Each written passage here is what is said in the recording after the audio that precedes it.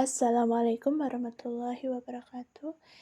Kami dari kelompok 5 akan mempresentasikan materi akuntansi sektor publik mengenai akuntansi organisasi nirlaba.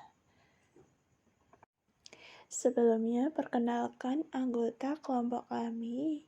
Dari kelompok 5 yaitu 1. Rahmalia Asriapsari dengan nomor induk mahasiswa 2062401011 dan Willis Kusuma dengan nomor induk mahasiswa 2062401017. Sifat organisasi nirlaba. Dalam menjalankan kegiatannya, organisasi nirlaba tidak semata-mata digerakkan oleh tujuan untuk mencari laba. Meski demikian, not for profit juga harus diartikan sebagai not for loss. Oleh karena itu, organisasi nirlaba selayaknya pun tidak mengalami defisit. Dalam hal kepemilikan dalam organisasi nirlaba tidak dapat dijual, dialihkan, atau ditebus kembali sebagaimana pada organisasi bisnis. Selain itu, kedua jenis organisasi tersebut berbeda dalam hal cara organisasi memperoleh sumber daya yang dibutuhkan untuk melakukan berbagai aktivitas operasinya. Organisasi nirlaba umumnya memperoleh sumber dana dari sumbangan para anggotanya dan donatur lainnya yang idealnya tidak mengharapkan adanya pengembalian atas donasi yang mereka berikan. Organisasi non-laba pemerintah. Organisasi non-laba pemerintah mempunyai salah satu kriteria dan karakteristik berikut. 1.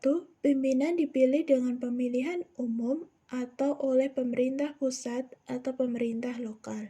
Kedua, pemerintah dapat secara sepihak memutuskan untuk mengakhiri atau membubarkan entiti dengan mengambil kembali aset untuk dikembalikan kepada pemerintah.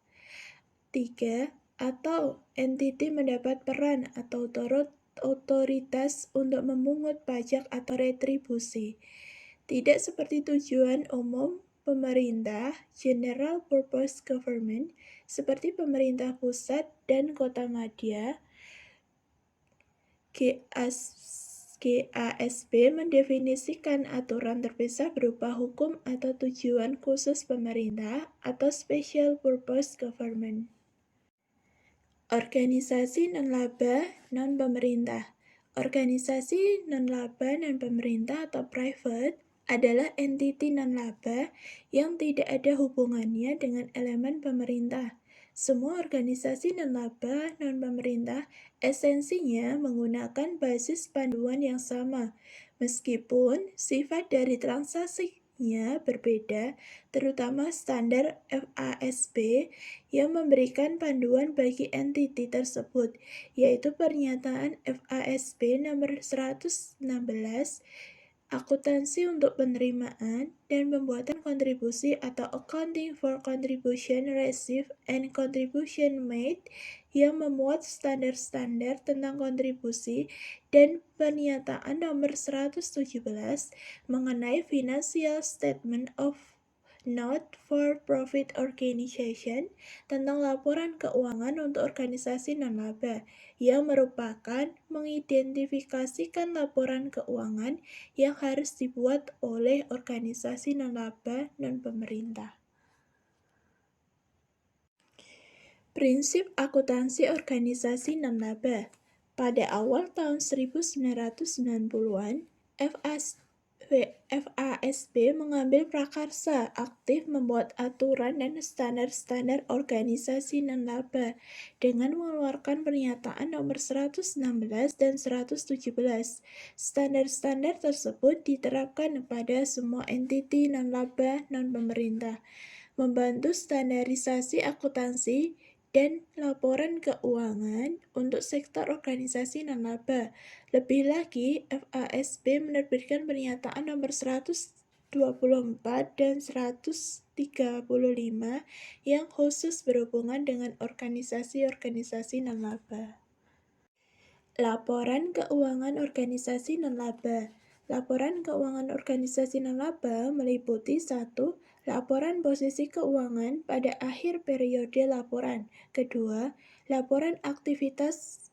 Ketiga, laporan arus kas untuk suatu periode pelaporan. Dan keempat, catatan atas laporan keuangan, laporan posisi keuangan atau neraca. Laporan ini bertujuan untuk menyediakan informasi mengenai aset, kewajiban, dan aset bersih, dan informasi mengenai hubungan di antara unsur-unsur tersebut pada waktu tertentu. Informasi dapat membantu para penyumbang, anggota organisasi, dan kreditur, serta pihak-pihak lainnya. Laporan posisi keuangan.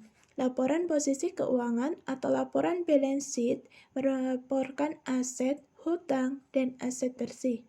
Laporan aset bersih dalam total dan perincian 3 kelas aset bersih atau aset tak bersyarat, bersyarat temporal, dan bersyarat permanen. Jumlah aset bersih bersyarat permanen dan aset bersih bersyarat temporer dinyatakan dalam neraca atau dalam catatan yang mana akan dipilih. Aset yang diterima dari donor dengan syarat untuk tujuan jangka panjang harus dipisahkan dari aset yang boleh digunakan sekarang. Laporan komparatif dengan periode yang lalu tidak diperlukan.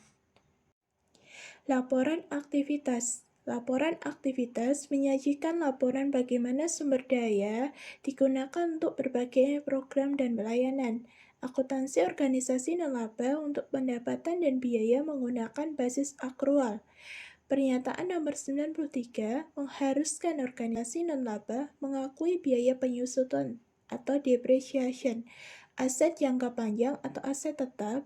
Organisasi nirlaba juga harus mencatat depresiasi meskipun aset dari pemberian sesuai dengan definisi pemberian atau collection tidak memerlukan kapitalisasi dan depresiasi.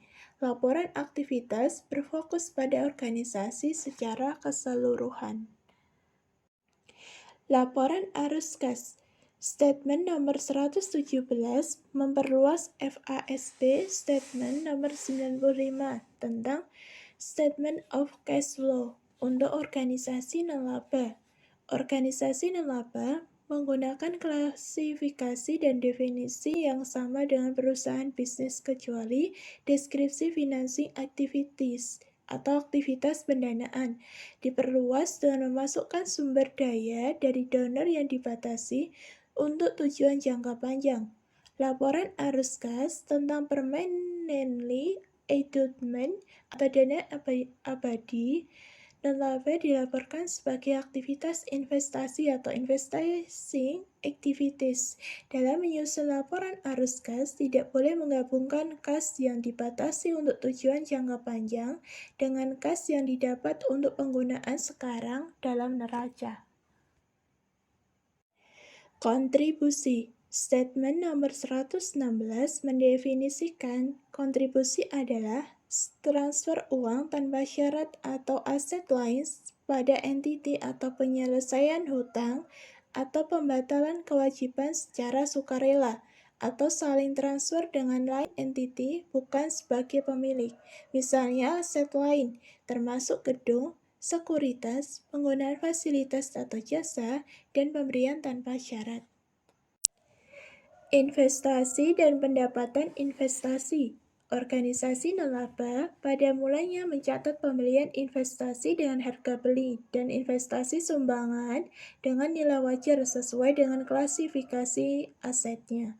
Investasi yang diterima diakui dan pendapatan laporan income sebagai peningkatan unrestricted, temporarily restricted, atau permanently restricted net asset sesuai dengan kondisinya.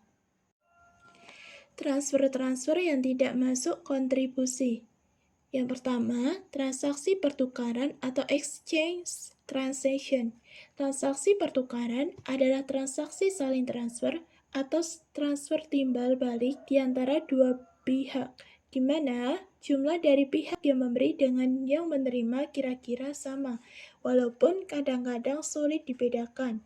Kedua, transaksi perantara atau agency transaction. Transaksi perantara adalah bila aset yang ditransfer dianggap bernilai kecil atau tidak ada nilainya, dan aset tersebut diteruskan ke pihak ketiga. Sumbangan dalam bentuk non-cash atau give in cash.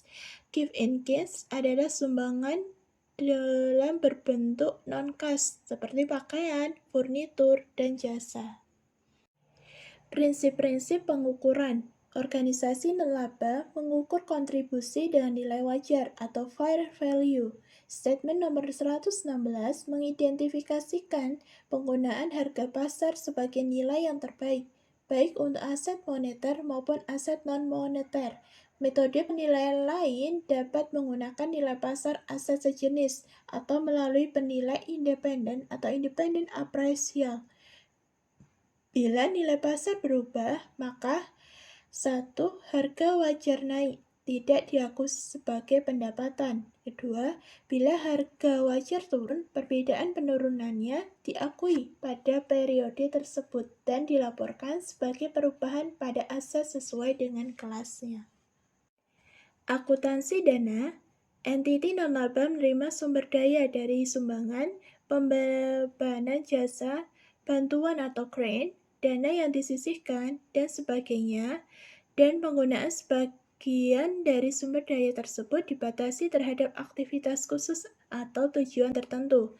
Banyak organisasi non-laba memilih akuntansi dana untuk keperluan internal, meskipun menurut pernyataan FASB dan tuntutan AISPA, organisasi non-laba tidak dianjurkan menggunakan akuntansi dana. Ciri-ciri organisasi nirlaba yaitu sumber daya entitas berasal dari para penyumbang yang tidak mengharapkan pembayaran kembali atas manfaat ekonomi yang sebanding dengan jumlah sumber daya yang diberikan, lalu menghasilkan barang dan jasa tanpa bertujuan memupuk laba. Dan kalau suatu entitas menghasilkan laba, maka jumlahnya tidak pernah dibagikan pada para pendiri. Kemudian, tidak ada kepemilikan seperti lazimnya pada organisasi bisnis. Dalam arti bahwa kepemilikan dalam organisasi nirlaba tidak dapat dijual, dialihkan, atau ditebus kembali. Keadaan organisasi nirlaba di Indonesia. Organisasi profit mendapatkan keuntungan langsung dengan majunya komunitas. Mereka mendapatkan market yang terus bertumbuh karena daya beli komunitas yang kian hari kian berkembang atas pembinaan organisasi nirlaba. Contoh dari organisasi nirlaba di Indonesia yaitu 1. Yayasan sosial misalnya Super Semar, Yatim Piatu, dan sebagainya. Kedua, yayasan dana misalnya adalah Pundi Amal SCTV, RCTI Peduli, Dompet Duafa, dan lainnya. Ketiga, lembaga advokasi misalnya Perlindungan Kekerasan dalam RT. Keempat, Balai Keselamatan misalnya adalah Tim SAR. Kelima, Yayasan Kanker Indonesia, dan ada PMI atau Palang Merah Indonesia. Kegiatan nirlaba yang pernah dilakukan di Indonesia. Perkembangan tersebut terjadi karena kebutuhan masyarakat akan organisasi nirlaba berkembang pesat. Melalui perkembangan tersebut dan kemudahan akses informasi membuat publik sadar bagaimana organisasi nirlaba melakukan pengelolaan keuangan, bagaimana pemerintah sebagai regulator mengawasi kegiatan organisasi nirlaba. Memang, pada akhirnya semua hal tersebut akan bertumbuh pada masyarakat. Bagaimana untuk menyikapi hal tersebut dan melakukan aksi tentunya. Baik teman-teman, jika ada pertanyaan mengenai materi, bisa dilakukan dengan berdiskusi. Terima kasih atas perhatiannya. Wassalamualaikum warahmatullahi wabarakatuh.